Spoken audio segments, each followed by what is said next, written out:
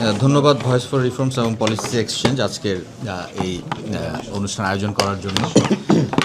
আমি বেসিক্যালি আছি institute for energy economics, এটা US base think tank. So এখানে আমরা আসলে অ্যানালাইসিস করি এনার্জি সিস্টেমগুলো, এবং মোর পার্টিকুলারলি আমরা যেটা দেখি সেটা হচ্ছে যে কীভাবে ডাইভার্স এবং ক্লিন এনার্জি ট্রানজিশন করা যায় গ্লোবালি।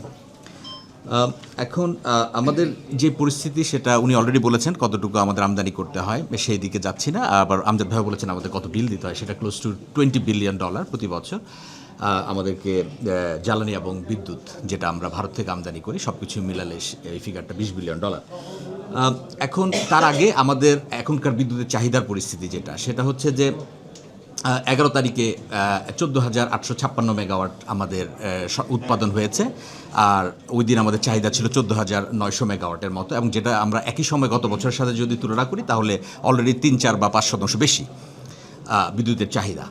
এবং তার আগের বছরের সাথে যদি তুলনা করা হয় দেখা যায় যে গত বছর যেটা হয়েছে টেম্পারেচার কম ছিল, প্রায় 4 ডিগ্রির মতো এপ্রিল মাসে, এবং মে মাসে নর্মাল সময়ের চেয়ে 62% বেশি বৃষ্টি হয় গত বছর, যে কারণে আসলে আমরা লোডশেডিং বা এই ধরনের সমস্যা খুব একটা ফেস করিনি, এনভায়রনমেন্ট মাচ বেটার ছিল। কিন্তু এখন আমরা এবছর যেটা দেখতে পাচ্ছি অলরেডি টেম্পারেচার এবং সব কিছু, বৃষ্টি হয়েছে যদিও গত কয়েকদিনের ভিতরে 1-2 বার, কিন্তু তারপর ওভারঅল দেখা যাচ্ছে আমাদের চাহিদাটা বেড়ে গেছে। এমন একটা সময় আমাদের এই global disruption, so global disruption effect উনি ট্রান্সমিশন চ্যানেলের কথা বলেছেন, বাট আমাদের ওভারঅল যেটা হয় ম্যাসিভ কোনো ডিসরাপশনের প্রয়োজন হয় না, একদম স্লাইটেস্ট কোনো কিছু হলেই সেটার ইম্প্যাক্ট পড়ে। কারণ হচ্ছে যে আমাদের প্রাথমিক জ্বালানির 62% মতো আমরা আমদানি উপর নির্ভর করি, এবং সেটা এলএনজি হোক তেল হোক যেখানেই হোক না কেন সেটা সরাসরি আমাদের ইফেক্ট ফেলে। এখন আমাদের যে এলএনজি প্রাইস বা যেটা আমরা দেখতে পাচ্ছি, গভর্নমেন্ট এ পর্যন্ত 5টা স্পট মার্কেট থেকে কিনেছে 20.76 থেকে $28.28 পার MMBTU। এখন সেটা যদি বাদও দেই, এপ্রিল মে এবং জুন 3 মাসের কথা যদি চিন্তা করি এবং গত বছরের একই সময়ের সাথে যদি চিন্তা করি, তাহলে এই সময় আমরা 77 বিলিয়ন কিউবিক ফিট আমরা এলএনজি আমদানি করেছি এপ্রিল মে জুন, কারণ এটা তো আমাদের পিক টাইম সামারের মেটানোর জন্য। আমরা যদি একই পরিমাণ আমদানি করি, এবছর গভর্নমেন্টের প্ল্যান ছিল একটু বেশি আমদানি করার, কিন্তু আমরা যদি একই পরিমাণ আমদানি করি, $20 যদি আমদানি করি, তাহলে আমাদের খরচ যেটা পড়বে তাতে গভর্নমেন্টকে সাবসিডি দিতে হবে $1.08 বিলিয়ন, $20 পার MMBTU যদি আমরা আমদানি করি, এবং সেটা যদি আগের বছরের সমান হয় পরিমাণ।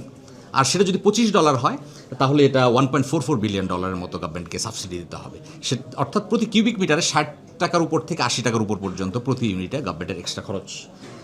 এটা হচ্ছে জ্বালানির উপর ইম্প্যাক্ট, মানে এলএনজির কারণে। আরেকটা বিষয় হচ্ছে যে কস্টটা কিন্তু আমরা পাস থ্রু হয় না আমাদের, কারণ আমাদের পাওয়ার সেক্টরের গ্যাসের দামটা কিন্তু সেই $14.75 ফিক্স করা, কিন্তু গভর্নমেন্টকে এটা কাভার করতে হবে।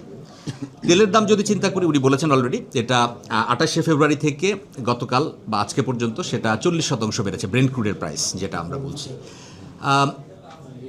যদি আমরা এখন আমাদের তেলের কন্ট্রিবিউশন চিন্তা করি, তেলের কন্ট্রিবিউশন অলরেডি বেড়ে গেছে। 11 তারিখের যে হিসাব দেখলাম, রাত 9টায় যখন আমাদের 14,856 মেগাওয়াট জেনারেট হয়, তখন অলরেডি ওই মুহূর্তে, মানে রাত 9টার ওই সময় 20% উপর তেলের ব্যবহার হয়েছে ওই মুহূর্তে।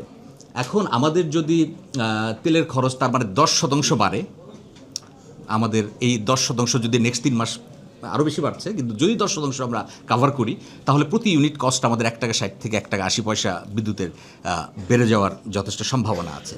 তার মানে হচ্ছে যে আমরা ওভারঅল যেটা দেখতে পাচ্ছি সেটা হচ্ছে গ্যাস, তেল, এগুলো যদি আমরা সাফিসিয়েন্ট সরবরাহ করতে পারি, সেই সিনারিও বলছি, তাহলে আমাদের খরচটা কীভাবে বাড়ছে। অলরেডি আমাদের 5 টাকার উপর প্রতি ইউনিট বিদ্যুতে গ্যাপ আছে, তার মানে এটা আরও বাড়ার যথেষ্ট, এই 3 মাসে এটা অনেক বেড়ে যাবে এটা বলা যাচ্ছে। কিন্তু এলএনজির প্রাইস যদি এরকম $20 থেকে $25 কিনতে হয়, তাহলে আমাদের আরেকটা কনসার্ন হচ্ছে যে গভর্নমেন্ট কি আসলে এত পরিমাণ এলএনজি, কাতারের যেটা অফলাইনে চলে গেছে সেই 77 মিলিয়ন টন এলএনজি, সেটা যদি অনলাইনে না আসে, গ্লোবালি এই পরিমাণ সাপ্লাই কিন্তু অন্য কোনো সোর্স থেকে ইমিডিয়েটলি আসবে না। যদিও আরেকটা অপশন আছে, সেটা হচ্ছে রাশিয়ার বিষয়, সেটা বাদ দিই, কিন্তু ওটা যদি না আনা হয় তাহলে আলটিমেটলি এটা কিন্তু অলমোস্ট সেম, ওখানে যেটা আছে এবং এখানে যেটা অফলাইনে গেছে কাতার, দুটা মোটামুটি সমান ক্যাপাসিটি, কিন্তু এটা কতটুকু ক্ষতি হয়েছে এটাও আমরা ক্লিয়ার না, এবং এটা এক্স্যাক্টলি কখন অনলাইনে আসছে সেটাও ক্লিয়ার না। সাথে তো পথটা বন্ধ আছে, তো 60% সেখান থেকে এলএনজি আমদানির বিষয়। সেটা যদি না হয় তার মানে হচ্ছে যে আমাদেরকে স্পট থেকে কিনতে হবে, কিন্তু এই $20-25 গভর্নমেন্ট কি আসলে পুরো 3 মাস কিনতে পারবে কি না সেটাও একটা বিষয়, তাহলে আমাদের সাপ্লাই ডিসরাপশন হবে। আর নর্মাল সময়ে আমাদের দেখা যায় যে পিক ডিমান্ড যদি 17,000 থাকে তখন আমাদের 2-3 হাজার মেগাওয়াট লোডশেডিং করতে হয়, কিন্তু টেম্পারেচার এবং বিভিন্ন বিষয় যেটা দেখা যাচ্ছে যে এবার সেটা 18,000 ক্রস করে যাওয়ার সম্ভাবনা আছে। সেক্ষেত্রে যথেষ্ট লোডশেডিংয়ের একটা সম্ভাবনা আছে। আর আরেকটি বড় বিষয় সেটা হচ্ছে যে আইএমএফের একটা প্রেশার আছে। আইএমএফ মাঝখানে গভর্নমেন্টকে বলেছে 6 ট্রাঞ্চ ডিসবার্সমেন্টের আগে যে সাবসিডি রিফর্ম করার জন্য। এখন হয়তো এই ধরনের সিচুয়েশনে গভর্নমেন্ট হয়তো সেটাকে ডিলে করবে, পরবর্তী আলোচনাটা একটু করে নিবে যে যাতে তারা এখন দাম না বাড়াতে হয়, এবং গভর্নমেন্টেরও প্ল্যান হচ্ছে যে ইমিডিয়েটলি দাম না বাড়ানো, কিন্তু একটা পর্যায়ে গভর্নমেন্টকে দাম বাড়াতে হবে। সেখানে আবার আরেকটা চ্যালেঞ্জ আছে, সেটা হচ্ছে ইন্ডাস্ট্রি যেহেতু আছে। মাঝখানে অ্যানালাইসিস করছিলাম আমাদের যে ইলেকট্রিসিটি ট্যারিফ সেটার সাথে পার্টিকুলারলি হচ্ছে অ্যাপারেল সেক্টরের জন্য ভিয়েতনামের ট্যারিফের সাথে মোরলেস কম্প্যাটিবল এখনকার পরিস্থিতিতে। মানে দুইটা দেশের ট্যারিফ যদি রাউন্ড দ্য ক্লক অপারেশনে থাকে, দুইটা দেশের ইন্ডাস্ট্রি মোটামুটি একই রকমই আছে। 12 ঘন্টা থাকলে দেখা যায় আমাদের একটু খরচ কম, 24 ঘন্টা থাকলে ওদের আবার একটু অন্যরকম, কারণ আমাদের পিক অ্যান্ড অফ পিক, ওদের আবার হচ্ছে peak off peak and standard hours আরেকটা অংশ আছে। এখন এই অবস্থায় সাবসিডি অ্যাডজাস্ট করা সেটাও কিন্তু ভয়ঙ্কর প্রেশারের ব্যাপার, কারণ ইন্ডাস্ট্রির কম্পিটিটিভনেসের একটা বিষয়। কারণ অলরেডি যে 56,000 কোটি টাকার মতো রেভিনিউ শর্টফল আছে, সেটার 50% যদি কাভার করতে হয় তাহলেও গভর্নমেন্টকে হিউজ ট্যারিফ বাড়াতে হবে, সেটা ইন্ডাস্ট্রির দাম বাড়িয়ে দিবে। তো এটা আসলে আমাদের জন্য খুবই চ্যালেঞ্জিং, এবং সত্যিকার অর্থে আমরা যদি খরচ না কমাতে পারি ইভেনচুয়ালি আমরা কিন্তু আসলে ফুল কস্টটা পাস থ্রু করে দিলে ইন্ডাস্ট্রির উপরে এবং কনজিউমারের উপরে সেটা আমাদের জন্য বিয়ার করা অনেক কঠিন হয়ে যাবে। এক্ষেত্রে আমাদের আসলে এখন থেকে মানে short to medium and long term আমাদের এনার্জি ট্রানজিশন এবং এই জিনিসগুলো চিন্তা করা দরকার।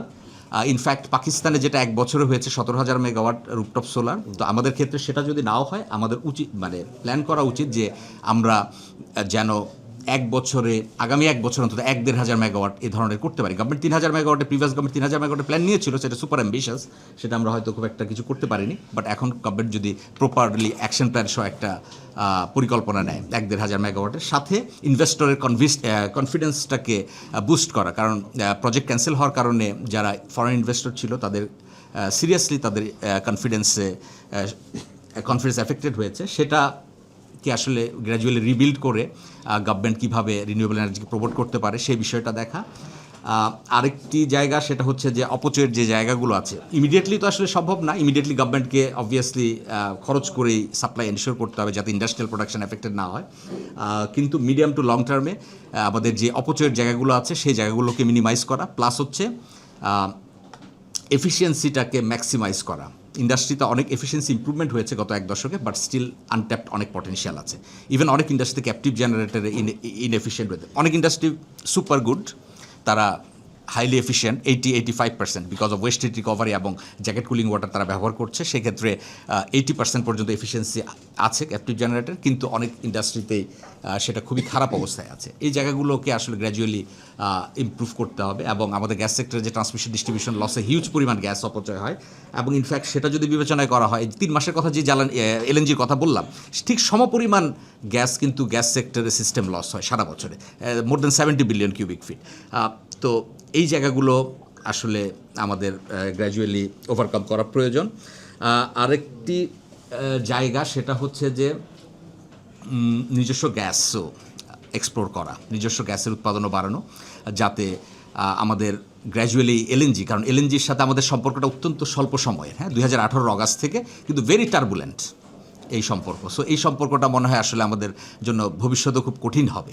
কাজে এটাকে কিভাবে আমরা মিনিমাইজ করতে পারি হাইলি ভোলাটাইল এই সম্পর্কটাকে, সেটা গভর্নমেন্টের দেখা জরুরি।